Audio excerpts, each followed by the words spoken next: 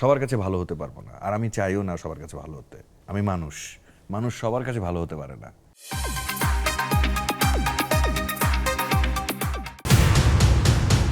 আগামী 5 বছর পর নিজেকে কোথায় দেখতে চান?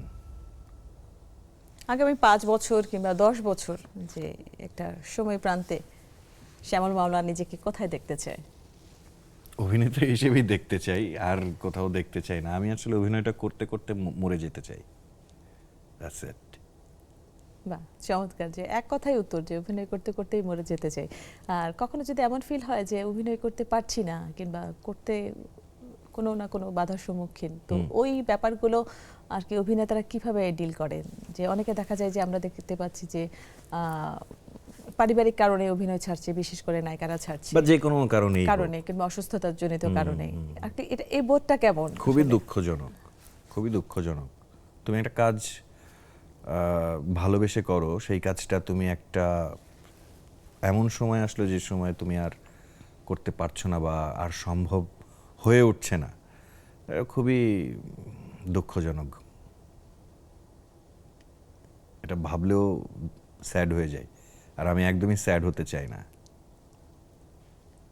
সবসময় কি আর কি আমার তোমার সাথে কথা বলে যেটা মনে হয় যে শ্যামল খুব ম্যাচিউর, তার চিন্তা ভাবনায়, মেধা Okay. মননে, আন্ডারস্ট্যান্ডিং এর জায়গাটাও তোমার সাথে খুব ভালো আর কি। আমার যেটা মনে হয়, তো ফ্যামিলি বলো, ফ্রেন্ড বলো, যে না শ্যামল, আমি অনেকের কাছে তোমার রিভিউ কিন্তু আমি শুনেছি আচ্ছা আচ্ছা, ভালো নাকি ভালো খারাপ? ভালো, মামা বলেছে খুব ভালো ফ্রেন্ড আমার। বেঁচে গেলাম।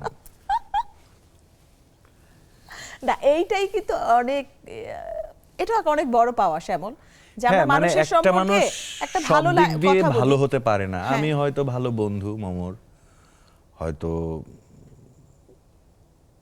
হয়তো ভালো ছেলে, কিন্তু হয়তো ভালো বাবা না, এরকম মানুষ আছে। কিন্তু আবার হয়তো সে ভালো বাবা কিন্তু ভালো ছেলে না, আবার হয়তো বন্ধু হিসেবেও ভালো না। তো সব দিকে আসলে ভালো হওয়া যায় না আসলে। মুশকিল। আমি যতটুকু পেরেছি, আমার যতটুকু ক্ষমতা ততটুকু আমি ভালো। আবার যার কাছে খারাপ ততটুকু খারাপ, তার কাছে খুব খারাপ, তার কাছে খুব এরকম, খারাপ। হ্যাঁ। আমি তো সব দিকে মেনটেন করতে পারবো না, সবার কাছে ভালো হতে পারবো না, আর আমি চাইও না সবার কাছে ভালো হতে। আমি মানুষ, মানুষ সবার কাছে ভালো হতে পারে না।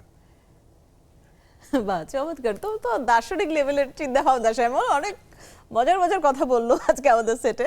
হ্যাঁ, মানে তুমি মানে একদিন বাসায় আসো, আমরা বেশ আড্ডা মারি সবাই মিলে, তখন আরো বেশ অনেক কিছু মানে খোলামেলা আলোচনা করা যাবে।